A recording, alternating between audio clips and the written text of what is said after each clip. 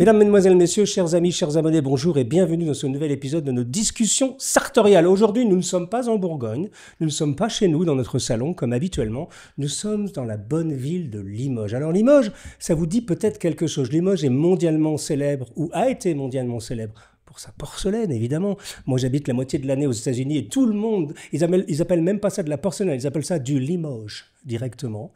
Et d'ailleurs, j'ai rencontré beaucoup de Limougeaux qui l'ignoraient. Limoges, c'est un nom qui est très très célèbre aux États-Unis. Mais c'est également célèbre pour une industrie que nous chérissons, sur laquelle nous discutons et nous parlons depuis presque 15 ans maintenant.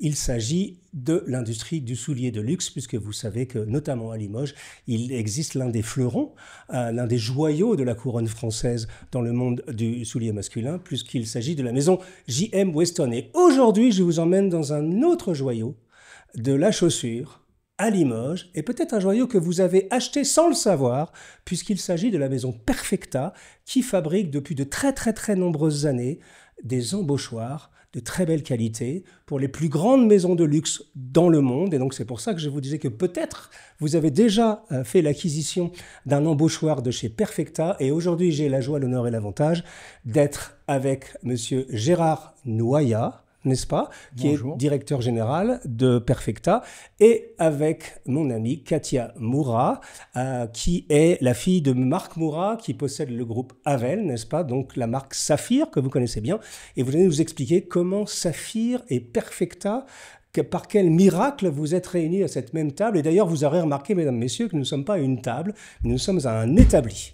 Parce que quand nous sommes dans une usine, nous aimons bien aller au cœur des choses. Et aujourd'hui, dans un métier aussi noble que celui qui est embauchoiriste de chaussures, eh bien, on s'est dit, on va faire ça dans le jus, c'est-à-dire vraiment là où les choses se passent. Bonjour Gérard, comment allez-vous? Très bien. Bonjour Hugo. Bon, très bien. Katia, tout va bien? Oui. Bon, on est toujours heureux quand on se voit parce qu'on partage la même passion, le soulier, et plus particulièrement les embauchoirs. Alors, je peux faire une petite confidence à Gérard, il le sait peut-être pas, mais je suis issu d'une famille, mon grand-père était cordonnier bottier, il travaillait pour le Cadre Noir à Saumur, il faisait des bottes d'équitation, et donc j'ai grandi avec ces images de mon grand-père en train de faire des formes, hein, à partir du bout de bois, vraiment faire des bottes sur mesure pour les cavaliers. Et je l'ai vu souffrir sur le tabouret, le soir tard, avec les mains qui saignent, pour essayer de faire les plus beaux souliers possibles. Et pour moi, c'est toujours une émotion intense de venir dans un lieu comme ça, parce que c'est un métier que je chéris, et qui est bien au-delà du métier lui-même, qui, je crois, encapsule un certain nombre de traditions et de savoir-faire français, qu'il est urgent, et plus que jamais urgent, de protéger et de promouvoir. Et donc, c'est la raison pour laquelle nous nous sommes déplacés aujourd'hui à Limoges, pour rencontrer ces belles personnes qui nous parlent de leur beau métier et qu'on puisse ensemble vous montrer qu'il y a encore possibilité de faire des choses en France. Alors, Perfecta, c'est qui? C'est quoi? Ça date de quand? C'est une longue histoire, n'est-ce pas? Ah oui, c'est une vieille dame, Oui. comme on dit. Perfecta, c'est une association de fabricants de formes Oui. qui se sont réunis dans les années 1950 pour former la société Perfecta. Voilà. Donc notre métier historique, on est vraiment formier. Ce qu'il faut savoir, vous l'avez rappelé tout à l'heure, que le cordonnier, à l'époque, avant l'industrialisation qu'on a pu connaître au XXe siècle, le cordonnier fabriquait le soulier de part en part. Il fabriquait de A à Z. Il fabriquait le talon, il cloutait son cuir, il faisait sa tige, etc. Après, les métiers se sont séparés et donc Perfecta, lui, est resté formier. Il y avait les semeliers, les talonniers, les gens qui faisaient des tanneurs, etc. Et tout. Et Perfecta, lui, est resté formier. Alors, formier, pour ceux d'entre vous ou celles d'entre vous qui ne sont pas complètement immergés dans le monde du soulier de qualité, et Dieu sait s'il y en a sur notre chaîne, alors évidemment, il y a beaucoup de passionnés ici, mais enfin, tout de même, on va juste reclarifier ce que c'est. Une forme, c'est à partir d'un morceau de bois, c'est là où l'artisan, à l'époque, interprétait vos mesures et le style de votre soulier, littéralement, avec des outils un peu antédiluviens, avec des râpes, avec du papier de verre, avec des choses comme ça. Voilà, des paroirs, exactement. Je vois que monsieur connaît bien le sujet, ça fait 40 ans qu'il est dedans. Et donc, c'est vraiment créer la forme de la chaussure, d'où l'appellation formier, hein, qui était donc le métier initial de Perfecta. Et qui représente, comme vous l'avez très bien dit, le moule de la chaussure. C'est comme pour les chapeaux, il faut un moule au départ, et ce moule était effectivement fabriqué au départ en bois. D'accord. Donc au début, c'était une association de différents artisans, en fait, c'est ça? Absolument, c'est ça. Un groupement d'artisans. Absolument. Oui. Voilà. Donc 1950, ensuite la société est rachetée par une société familiale qui s'appelait Bonnet. Oui. Je rentre dans cette société il y a bientôt 50 ans. D'accord. Je l'ai présidée pendant plus de 25 ans avant de passer le relais. Oui. Donc, Perfecta, l'association d'artisans, la famille Bonnet, Gérard Noyat qui reprend cette société. Et vous avez commencé en bas de l'échelon? Je suis rentré être comptable, pour ne rien vous cacher. À 29 ans, j'étais directeur général et à 40 ans, je rachetais l'entreprise. Et à 63 ans, je l'ai cédé au groupe Alma, maison à passer la main à sa fille. Voilà, tout à fait. D'accord. Donc, vous dites années 50, forme, ça marchait bien, j'imagine? Très bien. Ouais. Alors, pour vous préciser une chose, quand je suis rentré dans ce métier, il y avait 600 entreprises de chaussures en France. Ouais. 600. Aujourd'hui, il en reste 14. À Cholet, à Romans, il y avait des berceaux comme ça. Des berceaux importants. Et Perfecta détenait 5 usines en France dans tous les bastions de l'industrie de la chaussure, que ce soit Limoges, Romans, capitale de la chaussure, le Choletais, l'Est où il y avait Bata, André, etc. Partout où il y avait des pôles importants de la chaussure, Perfecta était là. Pourquoi? Parce que dans le travail du formier, le plus important, c'est le modèle. Bien sûr. Après, c'est de la série. Mais au départ, il faut que nos gens qui sont dans le bureau d'études retranscrivent ce que souhaite le styliste, le directeur artistique, en partant d'une photo, en partant de moules, d'une chaussure. Donc ça, c'est le vrai métier du formier. Après, c'est de l'industrie, c'est de la série, etc. Donc on était présent pour être très réactif. Ouais. Bon, aujourd'hui, il reste malheureusement plus que 14 Alors, à cette époque-là, c'était que du bois, n'est-ce pas? Que du bois. Exact. Et donc, vous avez pris de plein fouet, j'imagine, l'arrivée des matières plastiques qui sont venues un petit peu, vous mettre un peu dans la difficulté. Dans la difficulté, oui et non, mais en tout état de cause, on est passé d'un matériau qui était le bois, c'est un matériau vivant. Bien sûr. Donc, avec tous les problèmes qu'on peut avoir, le bois, voilà, il vit, il n'est jamais véritablement... Il faut d'abord le faire sécher, et puis tout ce qu'on sait. Et dans les années 80, il y a eu l'émulsion du plastique. Ouais. Voilà, avec des qualités que n'avait pas le bois. Bien donc, sûr. On est effectivement passé du bois au plastique, avec la contrainte qui était la suivante, c'est-à-dire que pour fabriquer des formes dont le bois était bien saturé pour ne pas avoir de différence, par exemple, entre un pied gauche et un pied droit, très important dans la forme. Et comment ? Parce que si vous avez 2 mm de plus en largeur ou en longueur d'un pied droit à un pied gauche, ça ne le faisait pas. Donc on est passé au plastique. Mais pour ça, on avait des quantités de mètres cubes de bois qu'on séchait à l'air libre. À l'époque, les séchoirs n'existaient pas, les séchoirs électroniques ou électriques, à l'air libre. Ouais. Et donc, quand on est passé au plastique, le problème s'est posé de savoir qu'est-ce qu'on va faire de tout ce bois. Ah oui, vous aviez des tonnes et des tonnes de bois. Des centaines de mètres cubes de bois entreposés. Wow. Et donc, l'idée géniale qui a été celle de dire qu'est-ce qu'on pourrait faire avec ce bois et en complémentarité avec les machines que nous avons, parce qu'il fallait trouver quelque chose qui soit complémentaire. Et donc, tout naturellement, on est venu à l'embauchoir. D'accord. Ah ben oui. L'embauchoir bois. Bien sûr. Parce que l'embauchoir plastique, ça ne veut rien dire. Par contre, l'embauchoir bois, c'est l'idée était de tout trouver. Donc, on est parti là, sur cette voie-là. Et donc, on a rencontré un succès très rapide, puisque l'embauchoir n'existait plus. On trouvait ça dans les brocantes. Là, on est dans les années 80, c'est ça ? 80, exactement. D'accord. Tout à fait. Moi, je suis rentré en 81 dans cette entreprise et c'était le début de cette histoire. Et là, ça a explosé parce qu'à cette époque-là, ça ne se faisait plus. Carrément, c'était un métier qu'on avait un peu perdu. Et vous n'en trouviez plus. Eh oui, tout simplement. Et là, tous les grands fabricants de souliers ou de chaussures haut de gamme ont dit jackpot. C'est ce qu'il nous fallait depuis longtemps. Et donc là, il y a eu une ascension fantastique. Donc l'embauchoir a rencontré ses premiers succès. On a vendu dans 60 pays au monde. Enfin voilà. Et pour toutes les plus grandes marques du monde, voilà. Voilà l'histoire de l'embauchoir chez Perfecta. Ça veut dire que quand on regarde dans vos archives, j'ai jeté un petit coup d'œil tout à l'heure parce que je connais un tout petit peu ce métier quand même. J'ai un peu baigné dedans depuis ma plus tendre enfance. J'ai vu des noms, effectivement, tout le monde est là. On ne peut pas citer de nom parce que vous savez, aujourd'hui, dans un monde, on n'a plus le droit de citer quoi que ce soit. Mais enfin, je peux vous dire que si vous aimez les souliers, vous allez dans la réserve là, qui est juste là, en face de moi. Et j'ai les noms sur les embauchoirs des maisons. Tout le monde est là. Il n'y en a pas un qui manque. J'ai tendance à dire qu'on a tous les plus beaux clients du monde. Bien sûr. Alors, donc ça, c'est années 80. Ça cartonne, etc. Qu'est-ce qui se passe ensuite ?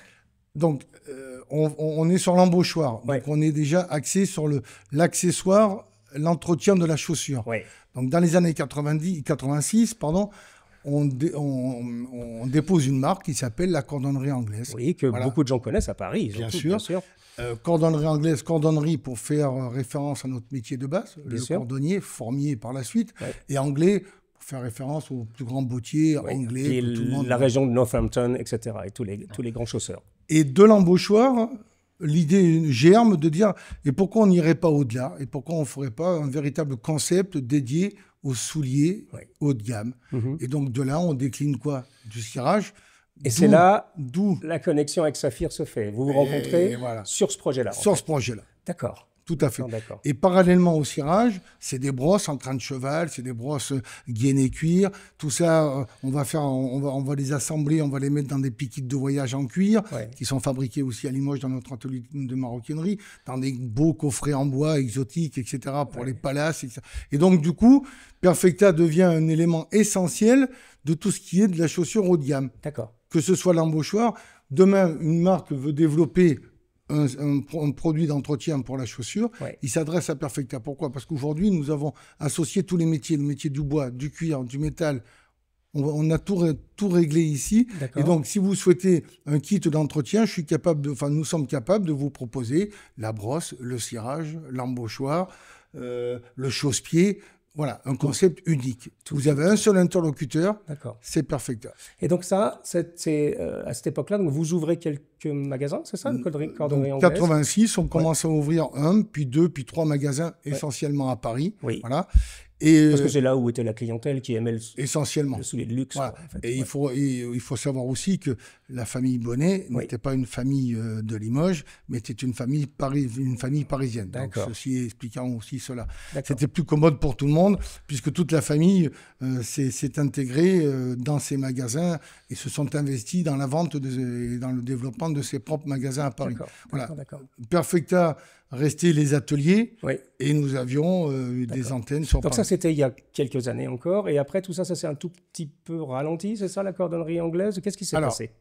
Deux choses. Avant que ça ralentisse, d'abord, on en parlait des embauchoirs, mais il faut savoir que Perfecta est devenu, comme je le disais, un élément essentiel dans ce qu'on appelle aujourd'hui le private label. C'est-à-dire qu'aujourd'hui, nous fabriquons les embauchoirs pour les plus grandes marques, mais le reste des produits d'entretien et des accessoires aussi. Je fais référence, c'est une anecdote, mais vous connaissez le dernier film de James Bond, fait avec Greg. Nous avons fabriqué pour James Bond une mallette spéciale qui a été donnée aux 2000 clients privilégiés de l'avant-première de ce film, où dedans il y avait le chausse-pied, l'embauchoir, la brosse, etc. Tout logoté 007. Voilà, c'est une des anecdotes. Quand au Maroc, ils ont fait l'inauguration de la grande mosquée de Casablanca, on a fait des embauchoirs pour Babouche, puisque le roi du Maroc avait invité 2000 ou 3000 personnes pour cette inauguration, tous les grands pontes de la planète, et il leur offrait une paire de babouches cousues or. Et pour que cette paire de babouches ne se déforme pas, Perfecta a réalisé des embauchoirs sur mesure pour chacune de ces paires. Magnifique. Voilà. Donc, ça a été notre parcours. Et aujourd'hui, nous restons un élément essentiel dans tout ce qui est le soulier haut de gamme, où qu'il soit dans le monde. On sait que Perfecta peut répondre à leurs demandes. Alors, pour revenir plus exactement à votre question, c'est vrai que dans les années 90, le côté de la formerie, proprement dit, a complètement baissé.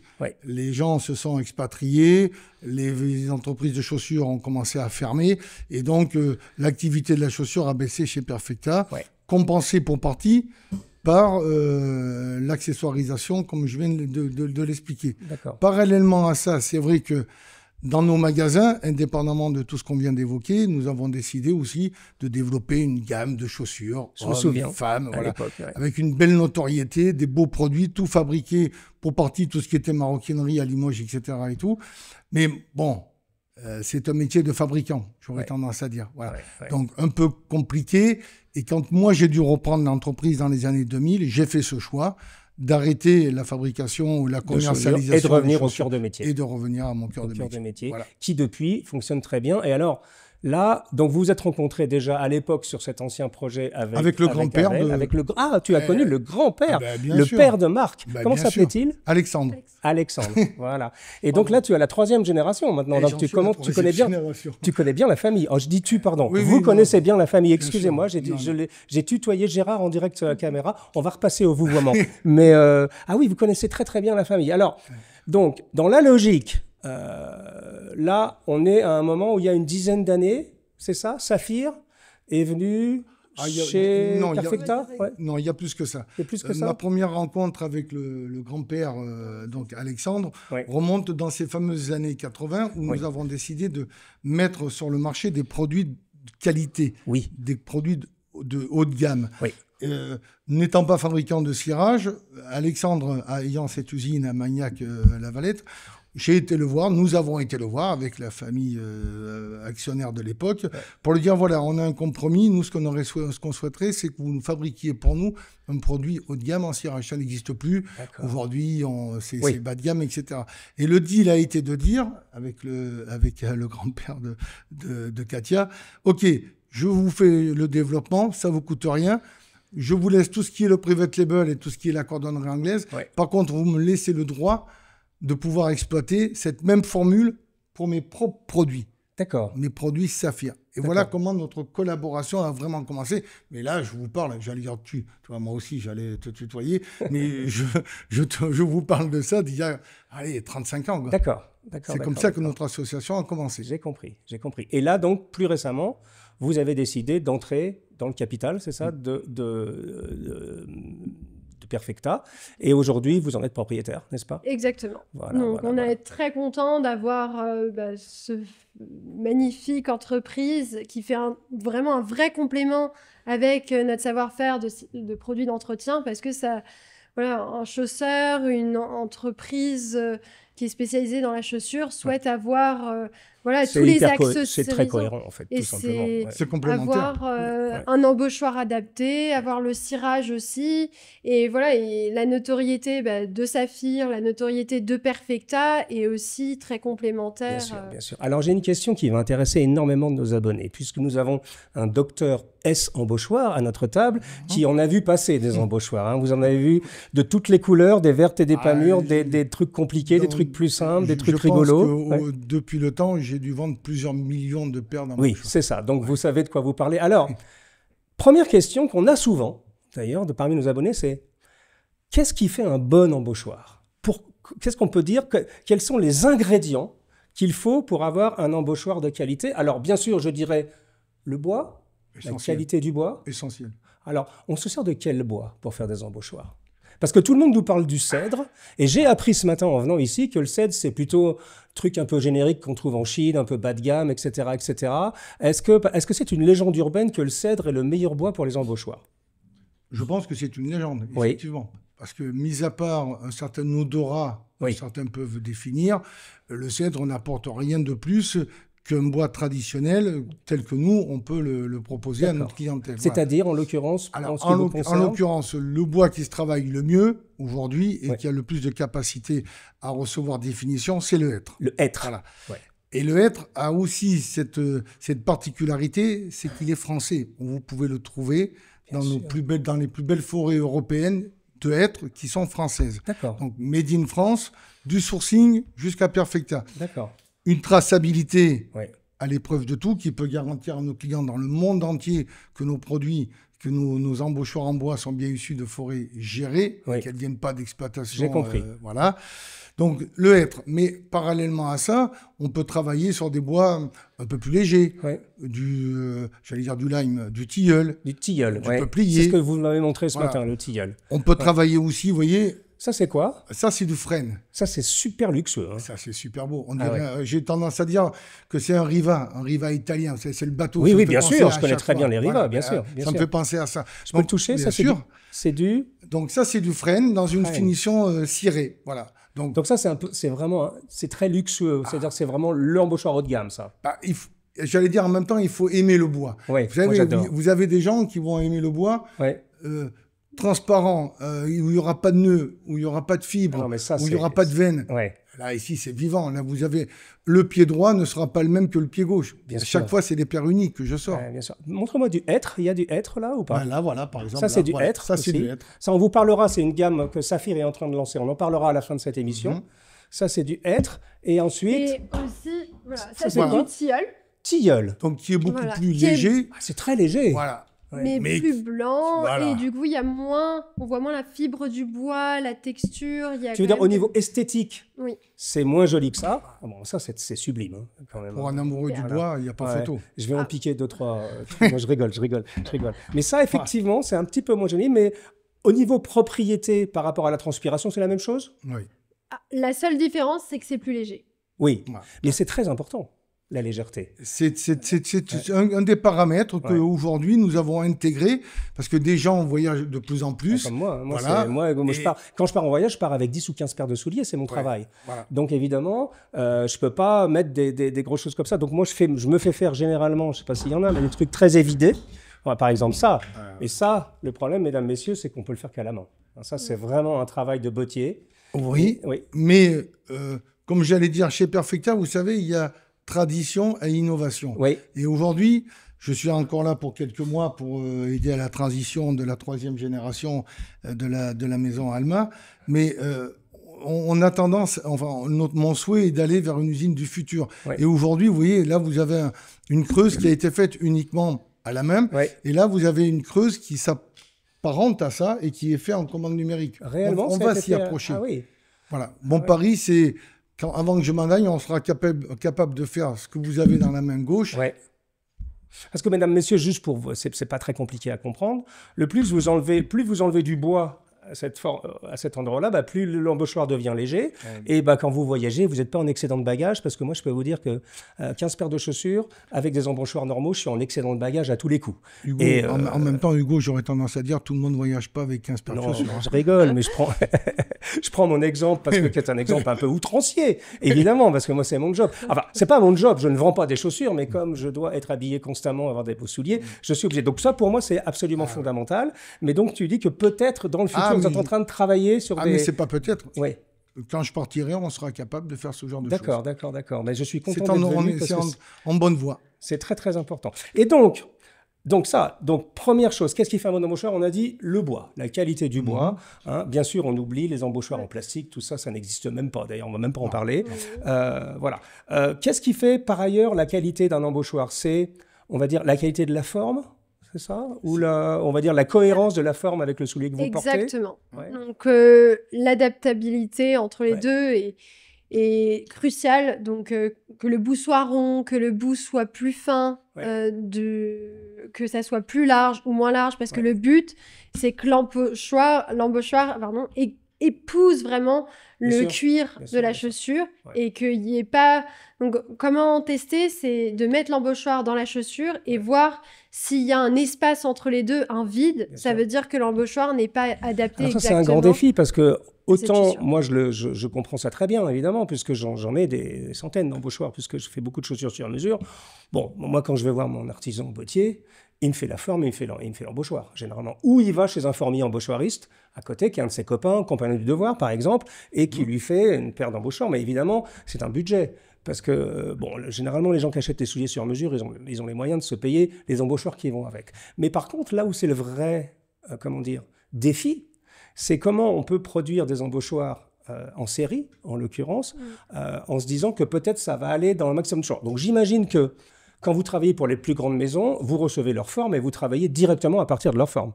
Exact. Exactement, c'est exactement ça. Mais ça voudrait dire que là, et je sais que vous êtes en train de passer du business to business au business to consumer, B2B à B2C, en essayant, peut-être en ayant ce fantastique savoir-faire ici, de voir comment il pourrait intéresser le grand public directement en dehors des grandes marques de souliers. C'est un challenge assez, compliqué. Parce que, je vais vous dire pourquoi je le trouve compliqué et à la fois excitant. C'est pour ça que je suis là d'ailleurs. C'est que je le trouve compliqué parce que les gens qui commencent à mettre au-dessus de 400 € dans leurs souliers, généralement, ils achètent les bois avec, les embauchoirs directement chez le chausseur. Et généralement, la grande majorité du temps, c'est d'ailleurs vos embauchoirs, en l'occurrence. Il y a de grandes chances que ce soit les vôtres. Oui, il y a de grandes chances. Il y a de grandes chances que ce soit les autres pour des chaussures de 400 € et plus.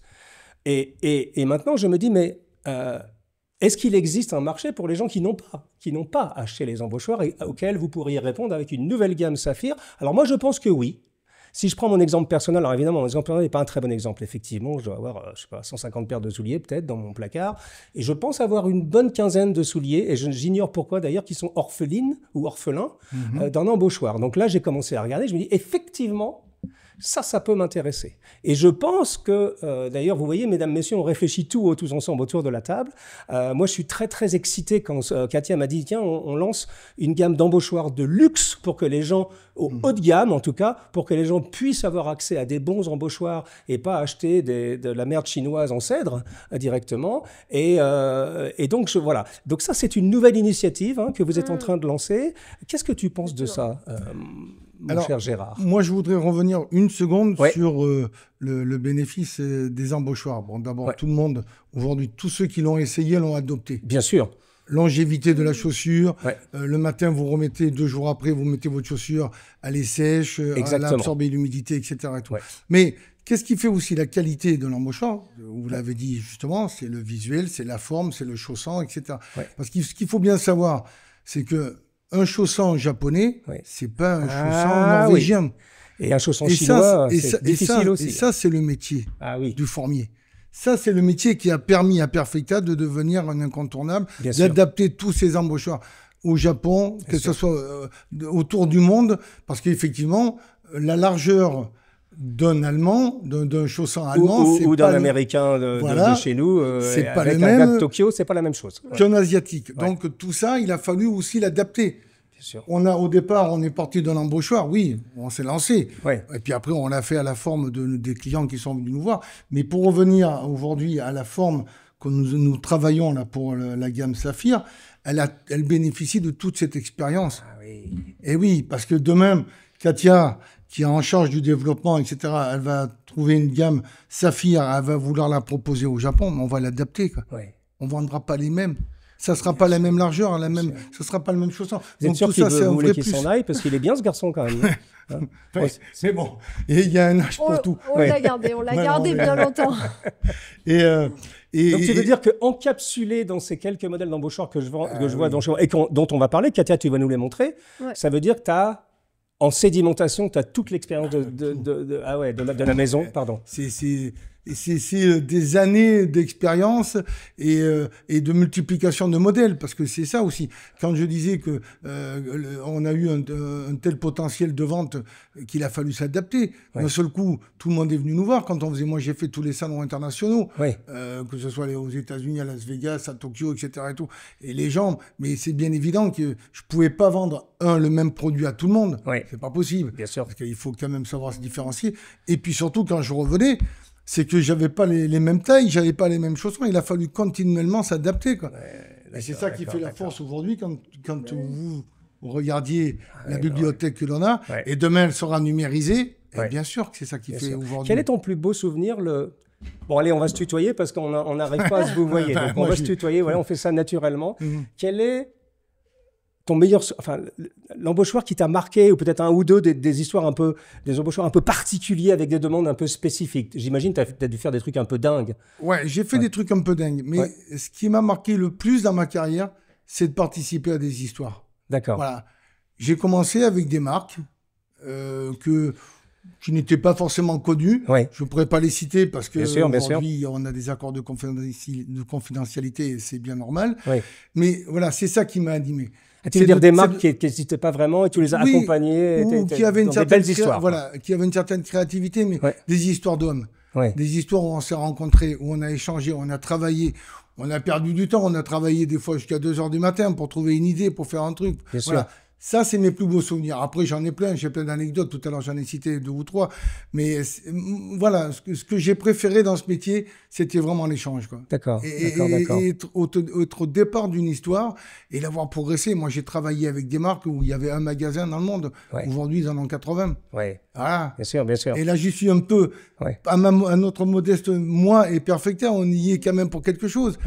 Parce qu'aujourd'hui, dans certaines de ces marques, l'embauchoir, et c'est essentiel, c'est ce qu'il faut comprendre. Bien sûr. L'embauchoir, c'est plus un accessoire. Non.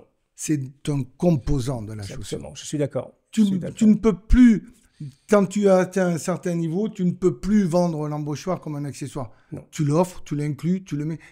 C'est un composant de la chaussure. Bien sûr, voilà. bien sûr. Et ça, certains l'ont compris. J'y travaille encore avec d'autres. Ouais. Mais voilà, ça, c'est une belle histoire, quoi. Bien sûr, c'est une belle histoire. Chaque paire vendue avec l'embauchoir dedans. Quelle plus belle reconnaissance. Ah, ça, c'est vrai. Alors, voyons donc, jusqu'à présent, Perfecta était spécialisé donc dans la fabrication d'embauchoirs pour des grandes maisons, les plus grandes maisons de souliers au monde. J'en ai vu beaucoup là derrière. Alors c'est marrant parce qu'il y a les formes des maisons, il y a les modèles des maisons. Donc tout c'est là, c'est une caverne d'Alibaba pour les gens qui aiment bien le soulier là. Et là, c'est la partie cachée, enfin la partie visible de l'iceberg. Oui, il y en a d'autres qui sont beaucoup plus cachés, j'imagine. Oui, j'imagine. On en a un paquet. Alors maintenant, donc vous avez décidé tout récemment, c'est vraiment récent. C'est Alors je crois que le site web est en ligne depuis une semaine. Exactement, en ligne depuis une semaine. Donc tous nos articles, du cirage à l'embauchoir, aux articles de maroquinerie. Super. Et donc, c'est donc une espèce de... Alors, c'est un galop-c'est, c'est une nouvelle ère, c'est quelque chose qui est... comment dire? Alors, c'est un développement peut-être naturel de tout le savoir-faire de Perfecta. Mais alors, montrez-nous où vous avez abouti. Parce que moi, je peux vous le dire rapidement, j'ai fait des émissions souvent sur le sujet. Moi, beaucoup de chausseurs m'ont dit, les embauchoirs génériques, et bien souvent, ils ont tous le même problème. C'est qu'ils sont très larges au niveau du talon, donc les trucs chinois, etc. Et donc, ils ont tendance un peu à péter les chaussures. Et puis surtout, au niveau des formes, il n'y a aucune possibilité. C'est vraiment une forme standard. Et donc, quand tu as un boudoir rapporté à l'anglaise, un peu rond, tu vois, et qu'à côté, tu as une fusée en serre d'aigle fait par un bottier italien. Bon, encore une fois, généralement, quand tu as une fusée en serre d'aigle, tu as acheté l'embauchoir avec. On est bien d'accord. Mais quand même, imaginons que ça ne va pas à tout le monde. Donc, comment vous avez réussi à résoudre cette équation? Et si je peux rajouter, donc oui, bien sûr, on l'achète avec la chaussure, l'embauchoir, ou on la reçoit avec. Mais maintenant, dans la nouvelle ère, c'est vrai qu'il y a beaucoup de seconde main qui... C'est vrai. Ah oui, c'est vrai. Et le seconde main, donc... Voilà, qui peut être reconditionné déjà ou complètement ancien et dans son état, qu'il faut amener chez le cordonnier. Et ça, c'est des pratiques. Je n'y avais pas pensé, mais tu as raison. Le marché de seconde main, comment il s'appelle? Vadrouille, c'est ça, les gens de Lyon? Exactement. Et je les ai rencontrés il n'y a pas longtemps à Lyon. Je faisais une conférence sur quoi? Sur les souliers, évidemment. et je les ai rencontrés, ils sont assez sympathiques, ces gens-là. Et donc, ils sont sur ce marché de seconde main, ou de second pied en l'occurrence, pour la chaussure. Et ce qui est marrant, c'est que c'est un truc qu'on n'a pas vu venir tous, mais même dans le costume. Mais c'est un marché énorme. C'est-à-dire qu'en fait, ça fait nous 15 ans qu'on milite tous les jours en disant aux gamins, achetez moins mais achetez mieux, s'il vous plaît. Arrêtez d'acheter de la merde et de tout balancer. Si vous achetez un costume de bonne qualité, on en achète 10 de mauvaise qualité, ça sera mieux. C'est un petit investissement au début, mais vous serez plus content. Encore plus pour les chaussures. Parce que, je veux dire, quand tu as mis les chaussures... Moi, je dis aux gamins toujours, mettez pour la première fois votre pied dans une chaussure en cuir. Une vraie chaussure. Tu sais qu'il y a presque, je pense, plus de la moitié, même les 3/4 des enfants en dessous de 18 ans, ils ne savent même pas ce que c'est une chaussure en cuir. Ils n'ont jamais goûté à ça. Et donc, évidemment, c'est quelque chose qui est, qui est en train de se développer. Et la seconde main est devenue, et vraiment, c'est un vent très, très, très fort. Et c'est mondial. Hein. C'est dans le monde entier où les jeunes gens qui se réintéressent à ça. Moi, j'ai des gamins qui m'appellent. Moi, je reçois des centaines de messages pour me dire « Monsieur Jacomet », là, il parle comme les gamins. « J'ai pécho une paire de John Lobb à 20 €. Ah oui. Oui. Et les mecs, ils en font. Ils sont... Alors maintenant, c'est la guerre. Parce qu'ils mettent tous des mots-clés, machin, etc. Ils arrivent à... Et il y en a qui en font un business, qui ont réussi à récupérer des vieilles paires, etc. Et donc, effectivement, là... J'avais pas vu ce marché-là, dis donc. Effectivement, là, il y a vraiment une ouverture pour vous. Donc, mesdames, messieurs, si vous avez acheté une John Lobb, alors à 20 €, là, vous avez vraiment eu du bol. Mais si vous achetez, je sais pas, une paire de chez Enzo Bonafé, une paire de chez Paolo Schiaffora, ou une paire de Berluti, ou une paire de Weston, etc., mais vous l'avez acheté en seconde main et vous n'avez pas les bois, ce qu'on dit les bois dans les connaisseurs, les embauchoirs qui vont avec, eh bien, à partir de maintenant, Saphir peut vous proposer des embauchoirs de très haute qualité avec toute l'expérience de Perfecta donc vous avez 4 modèles pour l'instant. Allez, le 5e est caché. Il est là? Il est juste là. Non, Saphir. Ah bah non, il n'y a pas le logo dessus. Voilà, je te le donne. Tiens. Voilà. Merci. Donc là, on est en frêne. Donc là, c'est être. D'accord. Donc. Ah ouais, parce que frêne, c'était. Frêne, non, mais frêne, c'est parce que tu as vu, hein. Je me souviens Ferrari, des choses très belles, directement. C'est obligé, quoi. C'est beau, quoi. C'est obligé. C'est beau. Alors, en être. en hêtre. Oui. Donc, nous avons, si on exclut la boute pour le moment, on a donc 3 différentes formes. Oui. Donc, déjà, première information, vous avez fait des formes différentes. Exactement. C'est quand même fondamental. Ouais, c'est la base. Des formes différentes et des formes différentes, mais qui sont issues de dizaines d'essais, quoi. Parce que ça, c'est pas fait comme ça, quoi. L'expérience de Perfecta, aujourd'hui, moi, je peux dire que dans les 4 produits que va vous présenter Katia, on est capable d'associer cet embauchoir à 80% des souliers et des chaussures qui existent. Donc, tu parles bien de forme, puisque c'est la chose la plus importante. Hein, c'est là où on ne sommes tous d'accord. Et moi, je vais te dire, pour beaucoup de gens, et notamment les gens qui achètent en seconde main, c'est peut-être une très, très, très bonne nouvelle qu'ils vont pouvoir avoir accès, non pas à un embauchoir standard, one size fits not everybody. Hein, on dit one size fits all. Une paire va à tout le monde, mais en fait, va à personne, réellement. Et donc là, vous avez commencé à décliner la première gamme que vous offrez sur 4 modèles, c'est ça? 4 formes, on va dire. 4 modèles, mais 3 formes. D'accord. Donc, ici, c'est l'intemporel. Donc, c'est un embauchoir avec une forme qui est plutôt classique, intemporelle. On l'appelle intemporel. Donc, qui est ni trop ronde, ni trop pointue. Assez rond quand même. Hein. C'est une forme relativement ronde. Oui. C'est ronde. Mais c'est vrai qu'ici, sur un embauchoir, on a encore plus large, je dirais. D'accord. Mais la forme est ronde. D'accord. Oui. Ça, c'est la même, hein, c'est ça, celle que tu me montres? Celle-ci intemporelle. D'accord. Qui est teintée. Voilà. Donc, alors moi, j'avais toujours, les gens me disaient toujours, mets pas de peinture ou de teinture parce que ça obstrue les pores du bois. Et non. Pareil, c'est une légende. Ce n'est pas une légende. C'est comment on l'a fait, cette teinture. J'ai compris. Voilà, parce que si tu veux, je peux expliquer. Mais si tu badigeonnes ton bois avec un pinceau, si tu le trempes dans une teinture, là, tu bloques tous les pores. Si tu fais de la teinture comme nous, on sait le faire, avec des microparticules de vernis ou de teinte issues de l'aéronautique, avec une machine qui vaut plus de 800 000 euros, tu bloques pas les pores. Et donc, ça veut dire que, d'accord, j'ai compris. Aujourd'hui, cet embauchoir garde la propriété du bois à hauteur de 75%. D'accord. Voilà. Ce qui est largement suffisant pour une absorption. Donc, c'est pas, mesdames, messieurs, c'est pas un outrage à chausseur de mettre un petit peu de peinture. Moi, je faisais toujours très attention à ça. Par contre, j'ai vu des gens en mettre beaucoup, avoir des choses un peu épais. Donc, effectivement, là c'est complètement autre chose. Si tu fais une laque, là, tu bloques. Même moi, quand ça nous arrive de faire des lacs, mais là, le client est averti pour un produit comme ça. Et ça ajoute quand même, c'est joli, j'avoue. C'est vrai que c'est joli, quoi. C'est-à-dire que moi, je suis du genre à admirer mon placard à chaussures. Pourtant, j'en ai beaucoup et depuis longtemps, mais je m'arrête toujours dans mon placard à chaussures. Puis des fois, je prends mon soulier. C'est joli, hein. Parce que tu sais, la différence entre un costume et un soulier, c'est qu'un soulier, c'est un objet. J'ai un de mes bons amis, vous avez peut-être pas connu le frère de Pierre Cortet, Christophe Cortet, qui a arrêté son entreprise depuis, qui était compagnon du devoir et qui faisait un truc splendide, mais que malheureusement il était le dernier à le faire et plus personne ne le fait maintenant. C'est quand il faisait une paire de souliers sur mesure, il faisait une miniature sur mesure. Il faisait pas sur mesure, il faisait la miniature de la paire sur mesure pour dire voilà, même quand votre paire commencera un peu à fatiguer, etc., vous aurez toujours celle-ci sur la cheminée. Et je trouvais ce geste absolument splendide. Alors évidemment, il facturait 800 € la miniature, donc c'est de l'art. Mais c'est très beau, c'est très beau. Et donc moi j'aime bien cette idée-là d'avoir un objet. Et quand je regarde mes souliers, un soulier avec un bel embauchoir qui lui va bien, d'une belle couleur et tout, c'est beau, tout simplement. Excusez-moi, je fais de la poésie, mais vous savez que j'aime ça. Et là, donc ça, c'est pour les formes, on va dire entre guillemets standard. Voilà, universel, entre guillemets universel, mais avec quand même des possibilités d'extension au niveau du coup de pied, n'est-ce pas? Et un arrière qui est relativement fin. Voilà, moi je trouve ça très joli et très bien fait. Un arrière pincé. Exactement. Voilà. Et là, donc ça c'est quoi au milieu? Donc celui-ci est un modèle qui est également rond, mais beaucoup plus large. Ça c'est pour les paraboutes. Exactement. Assez casual, tout le modèle casual. Pour les gros, les choses avec des bouts un peu, on dit chunky en anglais, hein, des gros un peu bateau, un peu casual, c'est ça. Ok, mais celui-ci vous avez rajouté un petit crochet. Juste pour le côté du geste. Esthétique.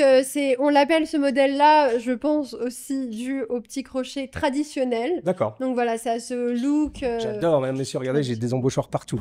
Mon préféré reste en celui-là, hein, je dois dire. Ensuite, celui-ci. Alors ça, on est plus sur du chisel, ce qu'on appelle. C'est une forme un tout petit peu plus plongeante, n'est-ce pas, plus pincée. Et exactement. Donc un peu plus fine, un peu plus allongée également. Ouais. Et on a rajouté aussi un nœud. Et ici, il n'y a pas de split, comme on l'appelle en anglais, donc pas d'élargi. Ouais. C'est joli, hein, c'est bien fait. Vous avez réussi à l'évaser un tout petit peu ici.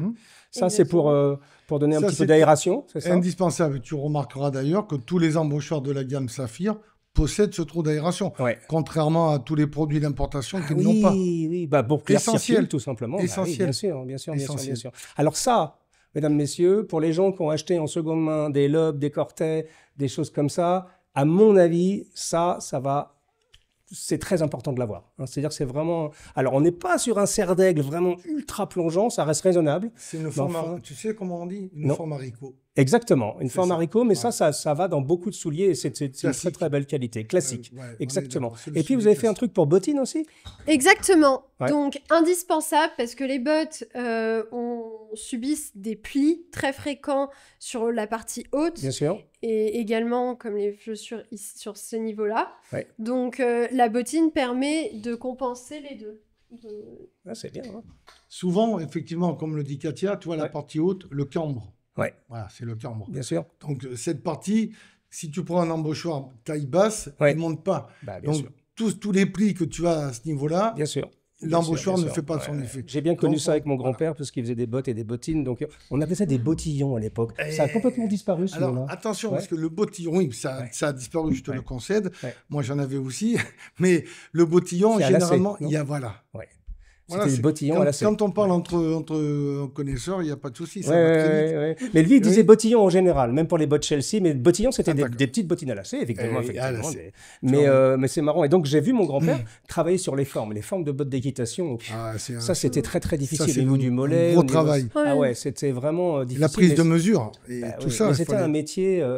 C'est un métier. Alors, c'est bizarre parce que c'était un métier à l'époque. Enfin, je ne veux pas faire un petit peu de mélancolie, mais enfin, tout de même, mon grand-père, il a fait ça. C'était vraiment des beaux métiers d'artistes, mais c'était pas payé, c'était des métiers un peu de col bleu, quoi. On n'a jamais réussi, hormis un peu plus dans les années 90, avec des gens comme Cortet, ou des gens comme Anthony Delos, qui est chez Berluti maintenant, ou qui ont quand même, avec l'aide de gens comme moi, d'un seul coup, ils ont quand même eu un tout petit peu plus de reconnaissance, on va dire. Alors que c'est des gens... Moi, j'ai vu mon ami Stéphane Jiménez, qui malheureusement nous a quittés l'année dernière. Il est décédé très jeune.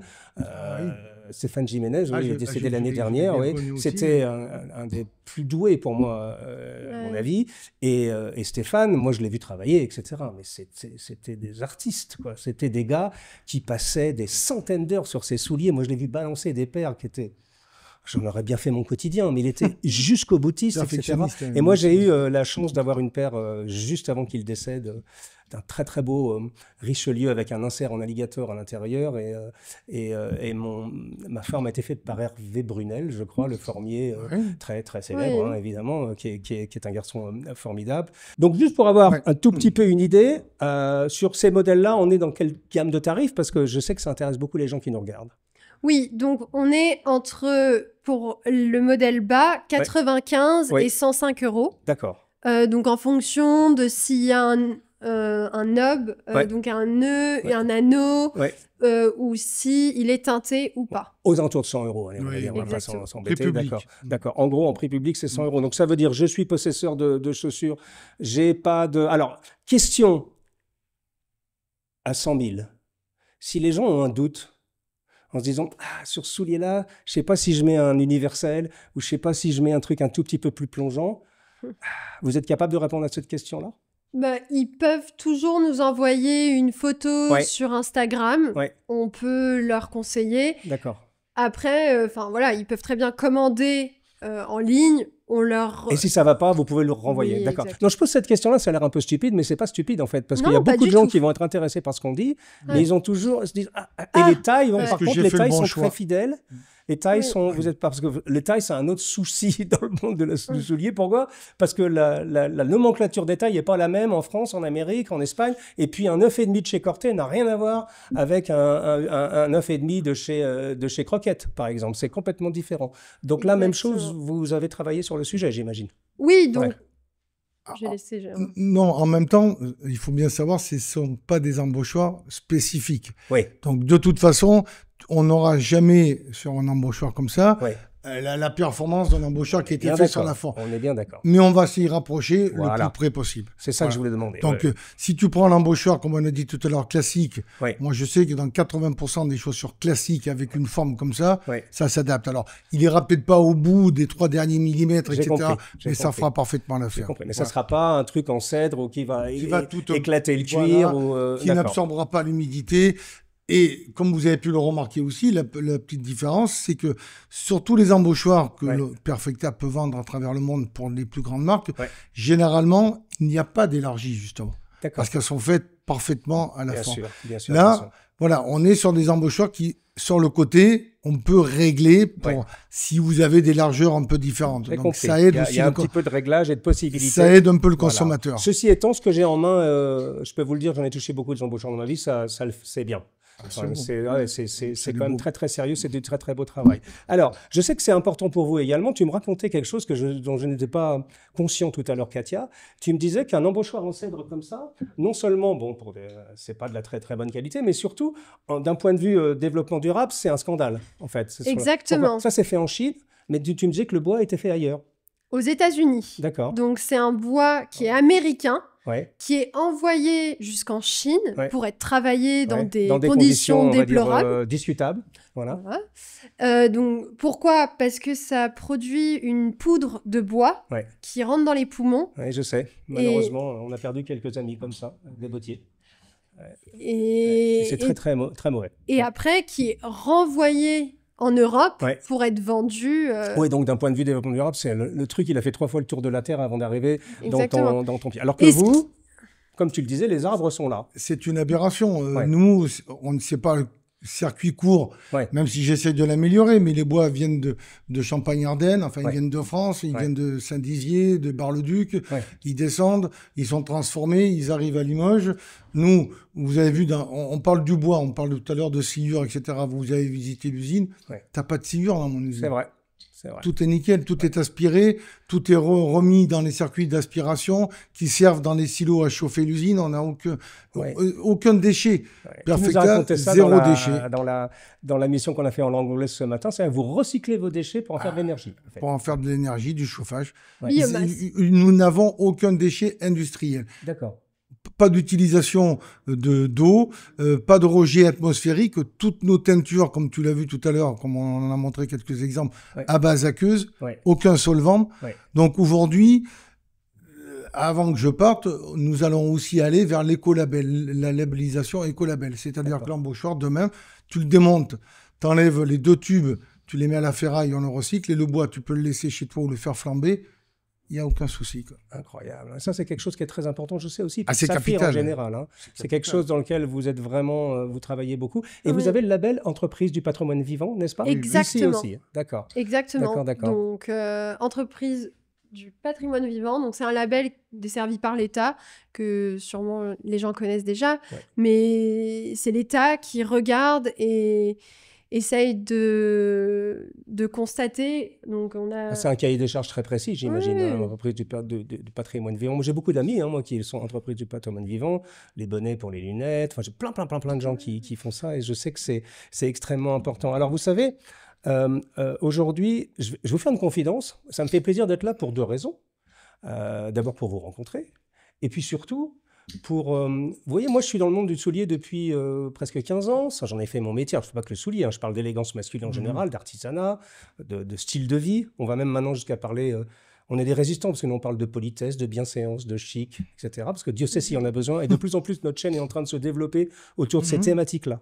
C'est-à-dire qu'on a la jeunesse qui revient vers nous, pas simplement pour entendre parler de chaussures, de souliers, mais de parler d'étiquettes, de façon de se comporter, etc. etc.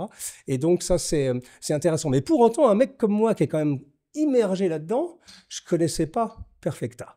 Et donc, c'était quand même un grand manque à ma culture. Je savais très bien que les embauchoirs étaient faits dans certains endroits, mais j'ignorais que le dernier des Mohicans était ici, à Limoges, parce que vous êtes la dernière usine, on peut dire ça. Il n'y a pas des ateliers, il y a quelques ateliers ici et là, mais à ce niveau d'intervention, vous êtes tout seul. Je confirme qu'à ce niveau de capacité de production et de qualité de production, avec une maîtrise parfaite de toute la chaîne, il n'y a que Perfecta.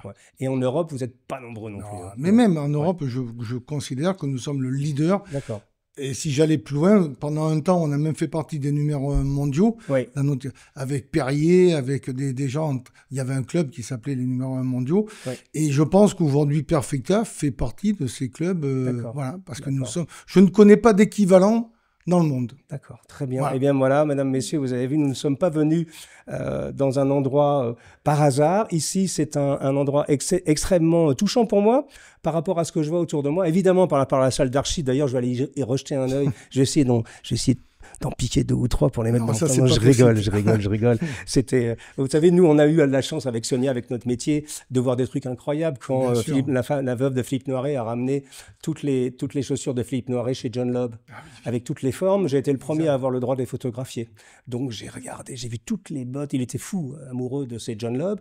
Il y avait des bottes qu'il avait portées 35 ans, qui étaient encore... Alors, impeccable, c'est peut-être exagéré, mais qui avait la patine du temps et tout. Alors, si je peux me permettre un dernier petit mot. Bien sûr. Ça n'a rien à voir avec les embaucheurs, mais tu parles de John Lobb et tu parles de Philippe Noiret. Il faut savoir qu'une fois ou 2 fois par an, tous les souliers de John Lobb dans leur showroom sont passés à la patine, cirés, etc., etc. Et je te le donne en mille avec quel produit?